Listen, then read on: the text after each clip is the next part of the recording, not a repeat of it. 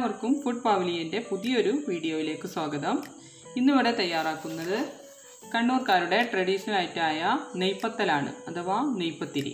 വീഡിയോയിലേക്ക് പോകുന്നതിന് മുന്നായിട്ട് നിങ്ങൾ എൻ്റെ ചാനൽ ഇതുവരെ സബ്സ്ക്രൈബ് ചെയ്തില്ലെങ്കിൽ ദയവായി സബ്സ്ക്രൈബ് ചെയ്യണം. സബ്സ്ക്രൈബ് ചെയ്യുമ്പോൾ അതിനോടൊപ്പം കാണുന്ന ബെല്ലൈക്കണും കൂടി ഒന്ന് പ്രസ് ചെയ്യണം. ഇനി നമുക്ക് എങ്ങനെയാണ് നെയ്പത്തിൽ തയ്യാറാക്കുന്നതെന്ന് നോക്കാം. അതിനായിട്ട് ഞാനിവിടെ ചോറിനുള്ള അരി കുറുവ അരിയാണ് എടുത്തിട്ടുള്ളത്. നിങ്ങൾക്ക് ഏത് അരി വേണമെങ്കിലും എടുക്കാവുന്നതാണ്. പൊന്നി, ബോധന, ബസുമതി ഏതരി വേണമെങ്കിലും എടുക്കാവുന്നതാണ്. ഇപ്പം ഞാനിവിടെ 2 കപ്പ് അരിയാണ് എടുത്തിട്ടുള്ളത്.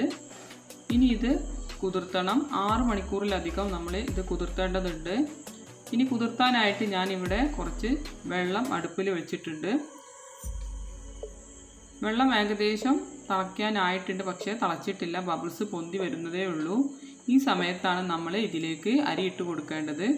ഇപ്പോൾ നമുക്ക് നമ്മുടെ അരി വേഗത്തിൽ കഴുകി അതിലെ വെള്ളം കളയാനായിട്ട് ഒരു അരിപ്പയിൽ ഇട്ട് വെക്കാം. ഇപ്പോൾ ഞാൻ അരി നന്നായിട്ട് കഴുകി ഒരു അരിപ്പയിൽ ഇട്ട് വെച്ചിട്ടുണ്ട്. ഒരു 5 മിനിറ്റ് കഴിയുമ്പോൾ ഏകദേശം അതിലുള്ള വെള്ളമൊക്കെ പോയി കിട്ടും. ഇപ്പോൾ നമ്മൾ ചൂടാക്കാൻ വെച്ച വെള്ളത്തിൽ നിന്നും ബബിൾസ് നന്നായിട്ട് വരുന്നുണ്ട്. ഇനി വേഗം നമുക്ക് ഈ അരി അതിലേക്ക് ഇട്ട് കൊടുക്കാം. അരി ഇട്ട് കൊടുത്ത ഉടനെ തന്നെ നമ്മൾ ഗ്യാസ് ഓഫ് ചെയ്യണം.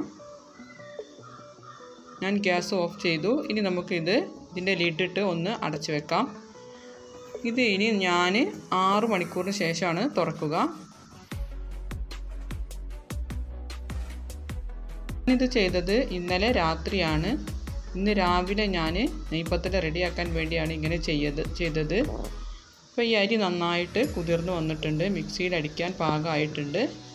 ഇനി നമുക്ക് ഇത് മിക്സിയുടെ ജാറിലിട്ട് തരുതരുപ്പായിട്ട് അരച്ചെടുക്കണം. ഫൈനായിട്ട് അരച്ചെടുക്കേണ്ടതില്ല. മിക്സിയുടെ ജാർ എടുത്ത് വെച്ചിട്ടുണ്ട്. കുതിർത്ത് വെച്ച അരിയുടെ പകുതിയാണ് ഇട്ട് കൊടുക്കുന്നത്. ഇതിലേക്ക് ഒരു 1/4 കപ്പ് തേങ്ങ വേണം. അപ്പോൾ 1/2 കപ്പ് തേങ്ങ ഇട്ട് കൊടുത്തു. ഇനി അതിൻ്റെ പകുതി കൂടി 1/4 കപ്പ്, അങ്ങനെ 1/4 കപ്പ് തേങ്ങ ഇട്ട് കൊടുത്തിട്ടുണ്ട്. ഇനി ഒരു സവാളയുടെ പകുതി ഇട്ട് കൊടുക്കണം.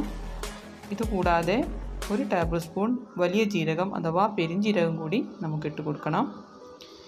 ആവശ്യത്തിന് ഉപ്പിട്ട് കൊടുക്കണം. അതിന് മുന്നേ ആയിട്ട് നമുക്ക് ഈ സവാളയൊന്ന് കട്ട് ചെയ്ത് ഇട്ട് കൊടുക്കണം. ഉപ്പും കുറച്ച് വെള്ളവും ചേർത്ത് അരച്ചെടുക്കണം. വെള്ളം ചേർക്കുമ്പോൾ ഏറ്റവും കുറവ് വെള്ളം ചേർക്കാനാണ് നാം നോക്കേണ്ടത്. കാരണം ലൂസായി കഴിഞ്ഞാൽ കുറേ അരിപ്പൊടി ചേർക്കേണ്ടി വരും.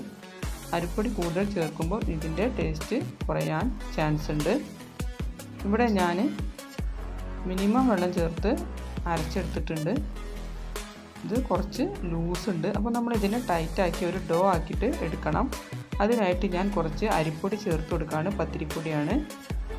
ഒരു 2-3 സ്പൂൺ ഇട്ട് നോക്കാം. എന്നിട്ട് ടൈറ്റ് ആയിട്ടില്ലെങ്കിൽ പിന്നീട് ചേർത്താൽ മതി.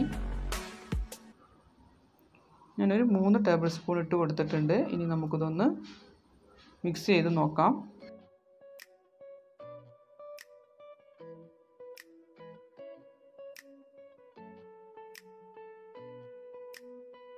കുറച്ചുകൂടി പൊടി ഇട്ട് കൊടുത്ത് ഒന്നുകൂടി ടൈറ്റാക്കി എടുക്കാം.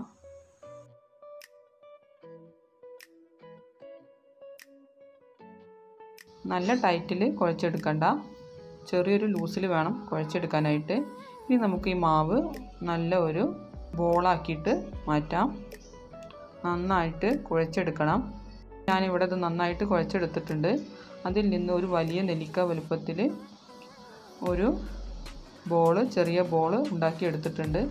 കണ്ടില്ലേ, ഇത്ര വലുപ്പത്തിലാണ് ഇത് ബോളാക്കേണ്ടത്. ഇനി നമുക്കിത് പരത്തണം. പരത്താനായിട്ട് ഞാനിവിടെ ഉപയോഗിച്ചിരിക്കുന്ന ഒരു റാപ്പറാണ്, ഷേപ്പിൽ കട്ട് ചെയ്തിട്ട്.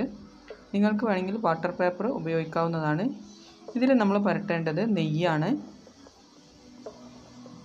പശുവിൻ നെയ്യ് കുറച്ചെടുത്ത് കയ്യിലും റാപ്പറിലും തേച്ച് കൊടുക്കണം. ഓരോ ബോൾ എടുക്കുമ്പോഴും അതിൻ്റെ മുകളിൽ കുറച്ച് നെയ്യ് വരത്തക്ക രീതിയിൽ കയ്യിൽ കുറച്ച് നെയ്യ് പുരട്ടി കൊടുക്കണം. ഒരു 2 ടേബിൾ സ്പൂൺ നെയ്യ് മതിയാവും ഇത് മുഴുവനായിട്ട് ചുട്ടെടുക്കുന്നതിനായിട്ട്. നമുക്കിത് ഒന്ന് പ്രസ് ചെയ്ത് പരത്തിയെടുക്കണം. അതിനായിട്ട് റാപ്പർ അതിൻ്റെ മുകളിൽ മടക്കിയിട്ടുണ്ട്. മടക്കി പരത്തി വരുമ്പോൾ പത്തിരിക്ക് കൊള്ളാനുള്ള, അതായത് പത്തിരി പരന്ന് വരാനുള്ള സ്പേസ് ഉണ്ടാകത്തക്ക രീതിയിൽ സ്ഥലം അഡ്ജസ്റ്റ് ചെയ്ത് വെക്കണം. ഇപ്പം ഞാൻ കുറച്ച് ഇങ്ങോട്ട് നീക്കി വെച്ചിട്ടുണ്ട്. ഇനി അടിഭാഗം പരന്ന ഒരു പാത്രമോ മറ്റു വല്ല വസ്തുക്കളോ ഉപയോഗിച്ച് നമുക്ക് മുകളിലൊന്ന് പ്രസ് ചെയ്ത് കൊടുക്കണം. ഇപ്പോൾ നമ്മുടെ നെയ്പത്തൽ ഇവിടെ പരത്തിയെടുത്തിട്ടുണ്ട്. ഇനി ഇത് നമുക്ക് നല്ല ചൂടായ എണ്ണയിലിട്ട് വറുത്ത് കോരണം. ഇതുപോലെ അടുത്തത് നമുക്ക് പരത്തിയെടുക്കാം. നിങ്ങളെ കാണിക്കുന്നതിന് വേണ്ടി ഒരു 2-3 എണ്ണം പെട്ടെന്ന് പരത്തിയെടുക്കുകയാണ്.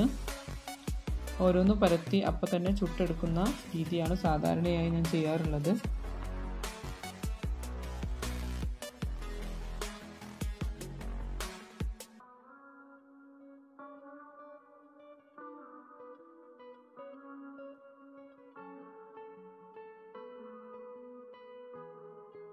ഞാൻ ഇത് വറുത്ത് കോരുന്നതിനായി ഒരു ചീനച്ചട്ടിയിൽ കുറച്ച് സൺഫ്ലവർ ഓയിൽ ഒഴിച്ച് നന്നായിട്ട് ചൂടാക്കി എടുത്തിട്ടുണ്ട്. ഇനി ഓരോ പത്തലും നമുക്കിതിൽ ഇട്ട് പൊന്തി വരുന്നത് വരെ വെയിറ്റ് ചെയ്യാം. നന്നായിട്ട് പൊങ്ങി വരും. ഏകദേശം നെയ്യപ്പത്തിൻ്റെ ഷേപ്പായിരിക്കും ഇത് പൊന്തി വന്നു കഴിഞ്ഞാൽ. നോക്കൂ, ഇപ്പോൾ നമ്മുടെ നെയ്പ്പത്തിൽ സൂപ്പറായിട്ട് പൊങ്ങി വന്നിട്ടുണ്ട്. ഇത് നല്ലൊരു ടേസ്റ്റുള്ളൊരു ഐറ്റമാണ്. എല്ലാവരും ട്രൈ ചെയ്ത് നോക്കണം. പാർട്ടിക്കൊക്കെ ഉണ്ടാക്കുകയാണെങ്കിൽ നല്ലതായിരിക്കും. വളരെ എളുപ്പമാണ് ഉണ്ടാക്കാനായിട്ട്. അരി കുതിർത്ത് വെക്കണമെന്നേ ഉള്ളൂ. ഇതിൻ്റെ ഒരു ബെസ്റ്റ് കോമ്പിനേഷൻ എന്നത് മട്ടൺ സ്റ്റൂ ആണ്. പിന്നെ ചിക്കനും ബീഫൊക്കെ നല്ല കോമ്പിനേഷൻ തന്നെയാണ്. ഇത് കൂടാതെ വെജിറ്റേറിയൻ ആയ ആൾക്കാർക്ക് വേണ്ടിയിട്ട് ഞാനൊരു വെള്ളക്കടല കൊണ്ടുള്ള ഒരു കറി ഉണ്ടാക്കി കാണിക്കുന്നുണ്ട്. വെള്ളക്കടല എന്ന് പറയുമ്പോൾ കാബൂളി എന്ന് ചില സ്ഥലത്ത് പറയും. വളരെ ക്രീമിയായ നല്ലൊരു ടേസ്റ്റിയായ ഒരു കറിയാണ്. അപ്പോൾ എല്ലാവരും ഈ 2 ഐറ്റവും ഒന്നിച്ചുണ്ടാക്കി ഒന്ന് ട്രൈ ചെയ്യണം. നിങ്ങൾക്ക് എൻ്റെ വീഡിയോ ഇഷ്ടമായിട്ടുണ്ടെങ്കിൽ ഷെയർ ചെയ്യാനും ലൈക്ക് ചെയ്യാനും മറക്കരുത്. Stay home, stay safe.